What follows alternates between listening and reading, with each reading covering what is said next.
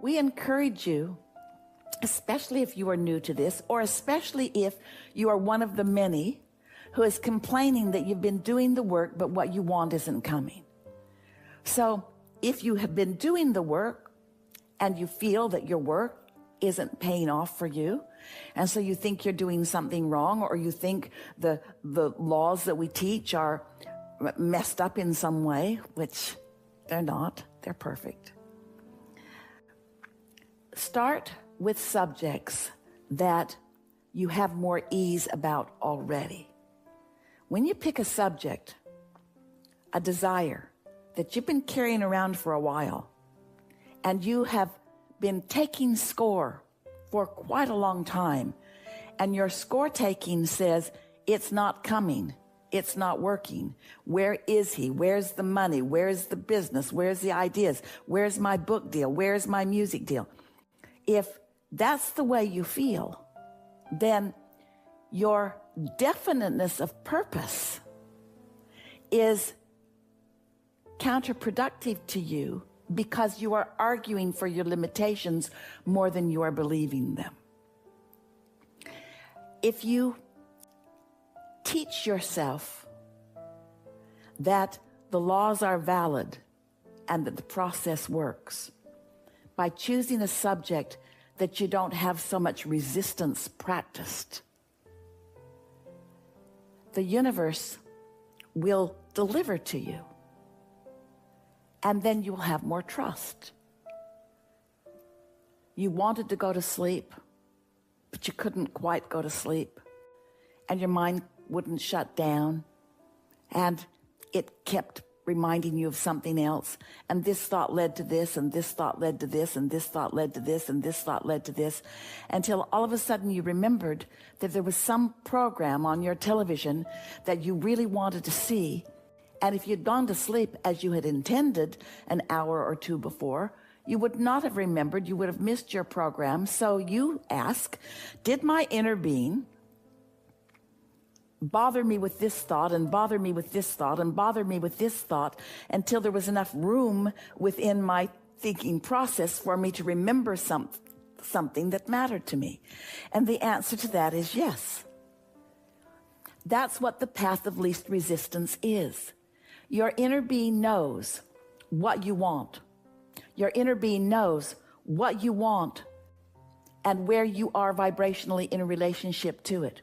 Your inner being knows what you want, and where you are in physical relationship to it. And your inner being is guiding you through your path of least resistance. Now, what are we saying to you? We're saying to you that you have all kinds of resistance that's keeping you from finding the things along your path that you want. And we're also saying to you, that's okay. Because it doesn't matter how much resistance you have along your trail. If you know the resistance is natural, and you know that your inner being knows what you want, and you know that your inner being knows where you are, and you know that your inner being is calling you toward it, then in time you will have trust that no matter what, you will find your way. And in the process, you may begin to notice that you really don't want the most direct path to the outcome that you're seeking. You're arguing with us about that too. Oh, just take me to it. But really, you want the journey. You want the learning. You want the understanding. You want the getting a real sense of how it all works.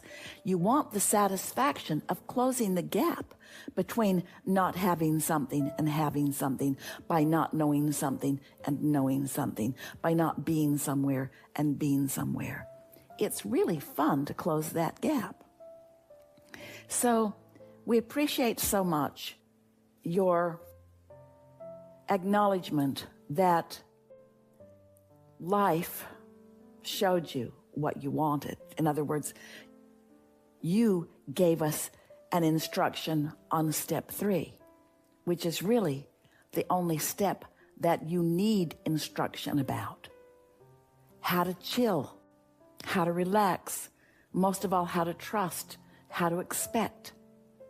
So many of you have memories of something that happened before. And we want you to know that we're not asking you to trust the untrustable. We're not asking you to expect bullies to be nice to you. We're not asking you to be ridiculous in your thoughts and think that that person who's never said a nice thing to you in his whole life is now going to start being nice to you. That's not what we're talking about. It goes along this line. Esther would say, oh, people are mean. And Jerry would say, mean people are mean. And then they would laugh, because Jerry was wanting Esther to remember that there's a lot of everything out there, and that if you get fixated on injustices or meanness or bullies, or if you continue to recall and defend past wars with people or with ideas, you may very well be keeping active within yourself the battle that you could leave behind, you see. And so, again, we're talking about that split energy. We like you to trust the humans that you're surrounded by. But start with something easier. Start with your inner being, who has never let you down, who has never thought a mean thought about you, who has never thought anything other than that you can do whatever you choose, and that you are worthy and capable and blessed. We want you to find a way. Sometimes you can meet a physical mentor who has learned to be that way. They've found alignment with who they are. They're tuned in, tapped in, turned on much of the time. When they hold you as their object of attention, you feel better for being in their awareness because they feel good and they're focused upon you. That's nice. Watch for people like that, but don't depend on them, because they move around and it's not their job to be indefinitely focused upon you. But it is the job of your inner being. Your inner being's job is to be indefinitely, meaning forever, meaning always, meaning in every moment, aware of you and loving you and confident in who you are. So when we say start with something easier, some of you argue, well, Abraham, that's not exactly easier because I've never met my inner being. I can't see my inner being. I'm taking your word for it that I have an inner being. We're a good reflection or representation of your inner being, but we are not your inner being in the specific way that you want to know your inner being. So you come to know your inner being as you feel through your emotions, the mix of emotions that you have in any moment in time. When you feel insecure, that's a way of knowing your inner being, because your inner being feels different than that. That's why that insecurity feels bad to you. So you're capable of extrapolating or coming to an awareness or figuring out. You're capable of figuring out if insecurity feels like this, that it must be because the larger part of me feels different. When you're angry, that feels awful because your inner being isn't. So isn't there a way for you to feel angry and sort of kind of know what the absence of that anger might feel like, to get closer to the feeling of what is the opposite of anger? We've not done this before. Let's play with this. So, fear, grief, depression, despair, powerlessness. So, get a whiff of those emotions for a little bit, and then and call it bottom half of the scale, because it's where the tilt is in your fulcrum. So, if those are you focused in a way that is depriving you of your connection to your inner being, and you can imagine for a moment, don't get heavy into it, how those emotions feel, then what do you think your inner being feels rather than fear? Well-being, safe. What do you think your inner being feels if grief is you pinching yourself off from your inner being, then what do you think is the emotion? What is the emotion that your inner being must be feeling in order for you to feel grief? No separation. No separation between you and your loved one who is dearly departed. No separation between your inner being's knowledge that well-being can be yours.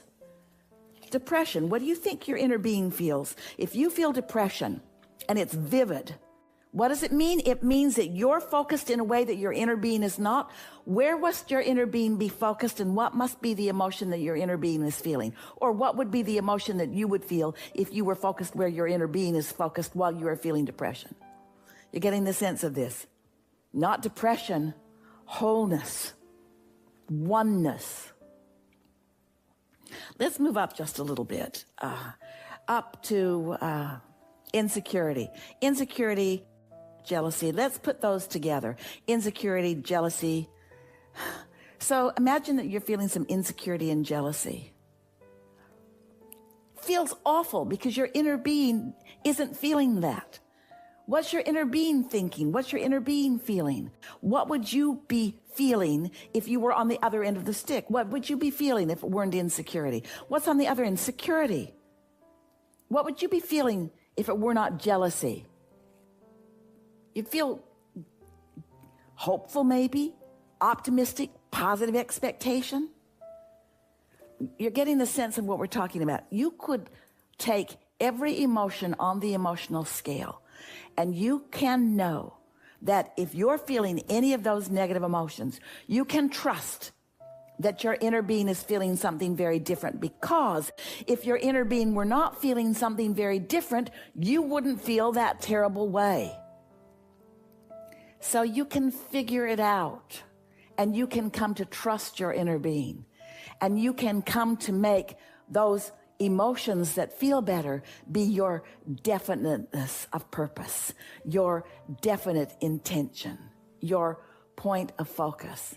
You could, rather than saying, I want $500,000 by such a date, or I want to meet the love of my life by such a date, or I want, instead of those things that you feel are tangible, you could say, I want to feel happy at my work.